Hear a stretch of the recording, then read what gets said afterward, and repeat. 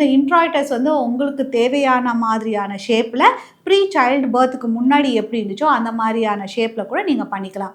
So இந்த மாதிரியான surgeries வந்து நிறைய பேர் வந்து காஸ்மெட்டிக்காகவும் பண்ணிக்குவாங்க. அதே சமயத்தில் ஃபங்க்ஷனலாக இந்த மாதிரி ப்ராப்ளம் இருக்குது மேம், எனக்கு இந்த சைஸ் அண்ட் ஷேப்பே இது மாதிரி மாறிடுச்சு, எனக்கு ரொம்ப பயமாக இருக்குது, இது ஒரு மாதிரி வித்தியாசமாக இருக்குது, நான் எனக்கு இப்படி இல்லையே, இதனால் ஏதாவது பிற்காலத்தில் ப்ராப்ளம் வருமானு அதனாலேயே நிறைய பேர் வந்து ரொம்பவே ரொம்பவே ஒரு டவுனாக ஃபீல் பண்ணி கான்ஃபிடென்ட் லோவாக ஃபீல் பண்ணி நிறைய பேர் வந்து எங்ககிட்ட ட்ரீட்மெண்ட் எடுத்திருக்காங்க.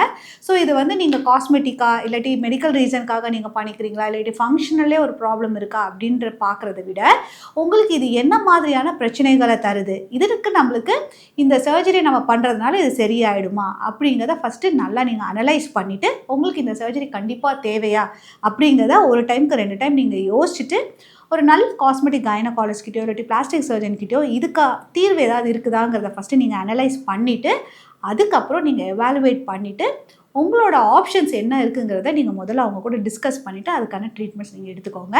ஸோ ஒரு வேளை உங்களுக்கு ஒரு சைஸ் வித்தியாசமாக இருக்குது, இல்லை ஷேப் வித்தியாசமாக இருக்குது, உங்களுக்கு இதை கரெக்ட் பண்ணணும்னு நினச்சிங்கன்னா பயப்பட வேணாம். இப்போ நவீன முறையில் நிறையவே ட்ரீட்மெண்ட்ஸ் ஆப்ஷன்ஸ் இருக்குது.